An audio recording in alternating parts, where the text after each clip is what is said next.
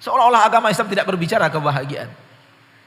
Seolah-olah Nabi SAW tidak mengajarkan bagaimana cara menjadi orang yang bahagia. Fala haula wala quwata illa billah. Kalau ini sudah tertutup mata seorang muslim dan seorang muslimah dan tidak mencarinya dari Al-Quran, maka iblis siapkan jalan. Iblis siapkan jebakan.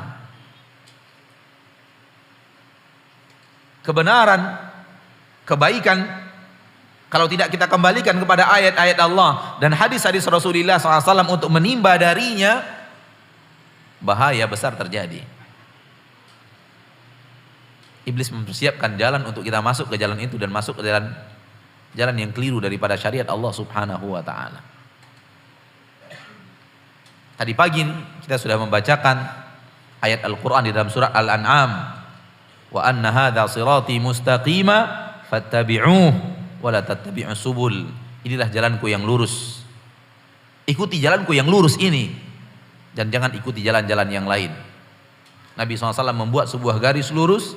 Di kiri dan kanannya Nabi membuat jalan-jalan yang beraneka ragam, garis-garis yang sangat banyak, dan Nabi mengatakan inilah jalanku yang lurus. Ikuti jalanku yang lurus ini. Adapun jalan-jalan yang banyak di kiri dan kanan jalan ini, tidak ada satu jalan pun melainkan ada syaitan yang mengajak manusia untuk masuk ke dalam jalan itu dan keluar dari jalan yang lurus. Ma'asyiral muslimin, manakala kita melihat mayoritas orang yang tidak menimba dan mencari kebahagiaan melalui ayat-ayat Allah dan hadis-hadis Rasulullah SAW, maka secara umum mereka terjebak ke dalam pemahaman bahwa harta adalah syarat untuk menjadi orang yang bahagia. Bahwa kebahagiaan baru ada ketika orang telah memiliki harta. Ketika dia telah memiliki harta yang menumpuk, harta yang banyak, ketika dia tidak lagi mengenal kata kurang, ketika apa yang dia mau beli dia bisa beli dengan hartanya, ketika apa yang mau dia bangun dia bisa bangun dengan hartanya, ketika dia ingin berangkat pergi ke suatu negeri dia bisa pergi kemanapun dengan biaya yang ada. Manusia mengira bahwa itulah yang akan memberikan kebahagiaan, dan tidak sedikit manusia-manusia yang terjerat kepada jalan ini. Yang iblis dan bala tentaranya menjanjikan kebahagiaan ada di balik harta semata. Yang tidak mendapatkan harta tidak akan pernah bahagia. Kalau ini sudah tertanam di dalam hatinya, kalau ini sudah tertanam di dalam jiwanya, yang akan terjadi adalah hidupnya hanya untuk harta. Karena dia yakin di balik harta itu ada kebahagiaan, dan kebahagiaan sesuatu yang dia kejar.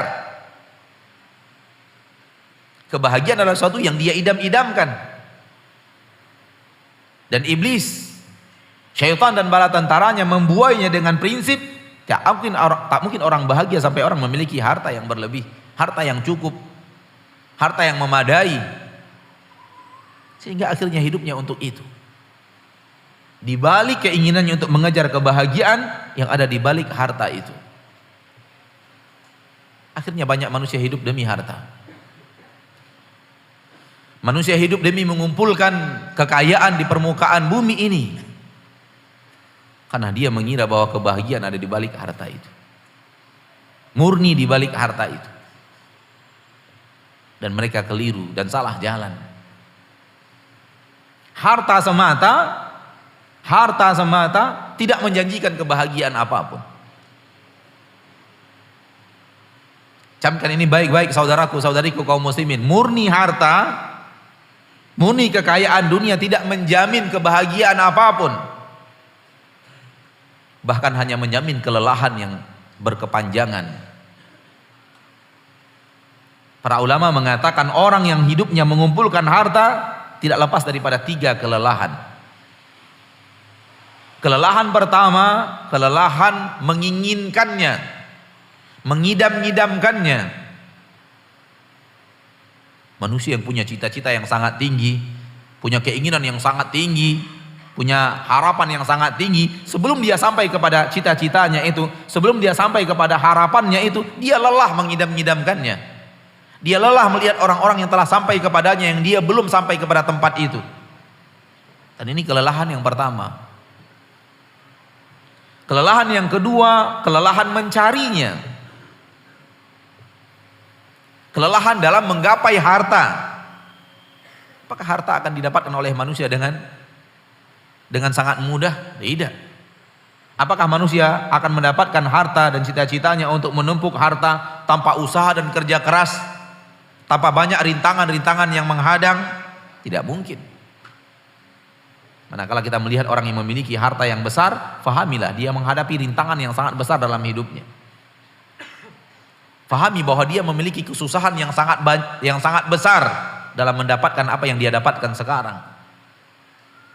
Kesalahan kita melihat orang yang memiliki harta yang banyak tanpa kita pikirkan bahwa dia adalah orang yang lelah mengejar harta itu. Sehingga terbayang kenikmatan banyak di dunia tanpa lelah mencarinya.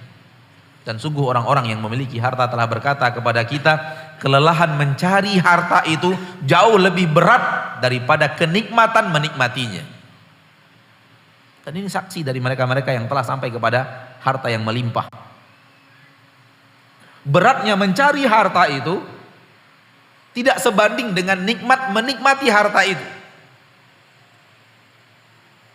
Ketika kita membayangkannya tanpa mengetahui kelelahan dan kesulitan mencarinya, kita merasakan alangkah nikmatnya kalau kita berada di sana.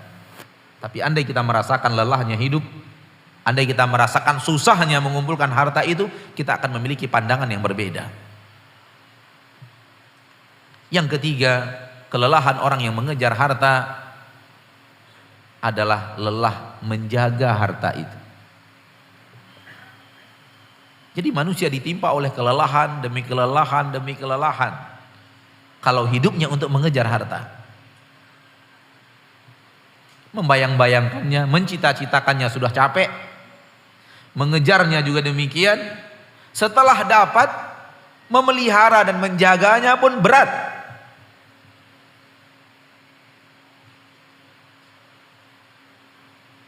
Sehingga dia butuh ini, butuh itu, butuh pengamanan, butuh ini. Keluar dia takut.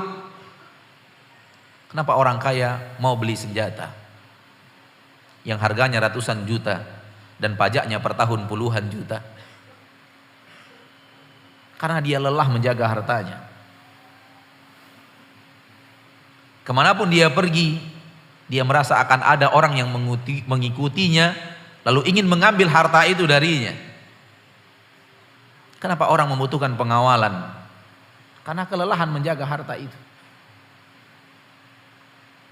Akankah orang yang selalu takut, selalu was-was, ini orang yang bisa mendapatkan kenikmatan dan kebahagiaan hidup di permukaan bumi?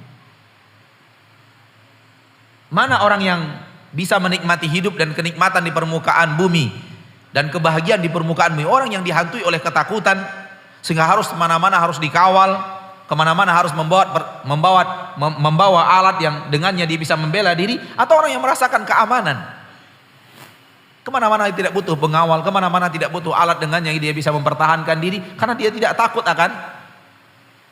akan kezoliman manusia atas dirinya. Di negeri kami atau di negeri antum juga mungkin akan antum temukan kejadian adanya orang kaya yang kemudian di tengah jalan dihadang, kemudian dibunuh, diambil hartanya. Tahu kenapa pembunuh itu datang kepadanya? Jawabannya hanya karena dia orang kaya. Karena dia orang yang memiliki harta. Kalau bukan karena dia kaya raya dan tidak memiliki harta, orang tidak akan datang kepadanya dan memburunya. Justru pembunuhan yang terjadi padanya disebabkan dia kaya, disebabkan dia memiliki harta itu. Oleh karena itu Islam tidak pernah menjanjikan kekayaan di balik harta. Walaupun Islam tidak pernah bertentangan dengan harta.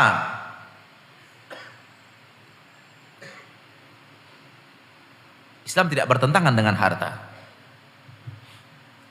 Allah mengizinkan manusia untuk memiliki harta. Dan bahkan harta itu diturunkan ke permukaan bumi justru untuk manusia. Huwallazi khalaqa lakum ma fil ardi jami'an. Di dalam Al-Quran di awal surah Al-Baqarah, dialah Allah yang menciptakan untuk kalian semua yang ada di bumi. Semuanya untuk kalian wahai manusia.